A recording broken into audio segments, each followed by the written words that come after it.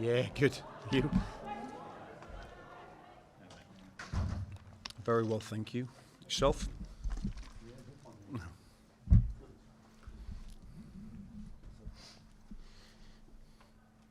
Fox, you rolling? Oh, sorry, 10. Old habits die hard. Vincenzo, you can go. Carl, what are your first impressions, I guess, from the game? Yeah, very intense. I thought first game of the season is always one of them catch-22s that you want to get off to a good start. You're positive in all the elements of the game, but you also got to realise that you don't want to lose the game as well. So I thought there was very good stuff. There was also areas where we were a little bit off it today. But when you're not at it and you're not at the races, it's important you don't lose. And I thought they showed tremendous heart, courage and desire to not get beat. And I thought that's a real positive, especially in front of a bumper crowd. I have to say our supporters were amazing. They really were. The engagement that the players are trying to rebuild with this football club has got to happen, because that's what we're about. We've got to know what we're about, be proud of what we're about, and they showed us what we're all about today. Obviously have a lot of new faces in the team. Yeah. Did you see enough from them to give you a lot of hope moving forward? Yeah, listen, I think there was nine players that made their debut today. What I'll say is I think we probably played at about 70%, not through effort and determination and all that lot, just from our rhythm. We had no rhythm, and that tends to happen sometimes when you've got a new team. We literally have got a new team, and I said to them before the game, when it's a new season, it's a new team, and it's a new beginning. All right, what you got to do is you got to put fundamentals in place of what you want to be about as a football club and a team moving forward. And I think we've done that. We can be better with the ball without a doubt. And if we're playing at 70-75% against a team of the quality of Sydney, we're not going to win. But when you can't win, it's important you don't lose. Do you think things will click for you guys quickly, Carl? Because you have a new team. Yeah, no. Well. Do you know what? I don't know, Vince. It's a case of I get asked that question quite a bit, and I don't know is the answer. Time will tell, I suppose. It's not easy to have so many new players, but I'm not using that as an excuse. It might take a little bit of time. Pre-season was good. We showed lots of glimpses of what we can be about, but we're playing against a team that they're in Sydney that's very, very settled. They kept the core group of players. We haven't got a core. This is our core now. So it might take a little bit of a time, but we won't use that as an excuse. We'll just get back to work on Monday and we'll go again. And the area you thought you needed to improve on, is that probably the final third? There didn't seem to be much sort of creation or combination. Yeah, no, I think we huffed and puffed, I think is a good analogy for it. I think we turned the ball over too many times in midfield, but our reactions, our recoveries were very good. In the moments where I thought we did get into the final third, our final pass, final execution, final cross was just a little bit off it. And then when we did have an action, obviously the keeper made one or two good saves, or we just missed the headers. So it's always an area you can improve. Even if you score 3 or 4 goals, managers will tell you they want to score 7 or 8 goals.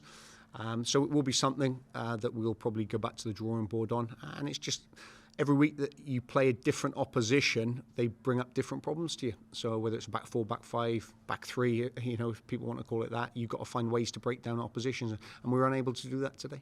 You must think, especially Elvis down the right was causing you quite a few problems. How are you able to keep it up? He was, yeah, but I thought Adama Traore was excellent today. I think it was a good little battle between, 2 ex-teammates that were very competitive. He got into little pockets and he did cause us problems. But what I'll say to that as well is Adama caused him a lot of problems going on that left side as well. And we didn't probably exploit it as much as we should have or could have or planned to. But that happens sometimes. But that was one of a number of good individual battles on the field today. Are you happy with Jack Rockwell's contribution off the bench? Obviously nearly scored there. Yeah, it would have been nice, wouldn't it? A nice story for him. But I was pleased when he come on. Obviously, I know more about Jack than probably what a lot of people do as well. But he brought a bit of calmness to our game. He's got an authoritative stature about him. If he would have scored, you probably would have expected that every week. So maybe it's a good thing that he didn't do that. But he probably had an easy chance with a header, which he decided to try and control it with his head. So it's just nice to see him on the field. But having said that, it was nice to see young Alex Badalot on the field as well. Young 16-year-old who's starting his career as well. So lots of positives, lots of areas we can improve. How close is Jack to being able to start? Do you think, obviously coming off not a lot of football or training? Yeah. Well, he literally has been training for 2 weeks. So, you know, when you're out of... you can run all day, you can go and train for marathons, you can do all of these things, but once you go into the football world and you're doing football movements day in, day out, it changes your whole... the fitness element of it. And I think Jack, you know, he hasn't played for a few months, but it takes time. So what I've got to be careful of, I know that everyone wants to see him. I want to see him play week in, week out. You know, 100% I do. You want to see your good players play, but we've got to be very careful because the last thing that I want to do is throw him out there, get injured, and then us as a club, the supporters, not see him for 2 months because that's just not the good thing or the right thing to do for a player. So it'll take time, but hopefully in the next few weeks, then we'll see him get up to speed and compete in midfield for us. You looked to have a bit of a calming influence on you when you came on that last kind of 15 minutes before you came on. Yeah. Tosh. Yeah, he did. Listen, Sydney pinned us back at certain times. We knew that would be the case because of the way they play with the box. They're very... They don't change too much about the way they play. They haven't done in the short period I've been over here in 2 years. And they've got a nucleus of players that understand their roles and responsibilities within their framework. And, you know, that's credit to Bimby and Sydney. You know, when you have the same players for 3, 4, 5 years, it's easy to coach them. But yeah, he brought a calming presence. We were just getting a little bit tired at the time because we were chasing the ball here and there, but we didn't change our shape. We just changed a few personnel. It worked. Obviously, we had a little bit of momentum towards the end as well. But derby games are dangerous because you want to go and win them and you feel you can win them, but you've got to be very careful you don't lose them. And that's why I'm pleased for the supporters today. I would have loved to have got them a win. We'll save that for another day. Thanks very much, guys. Okay, no problem. Have you had Jack in here? All right.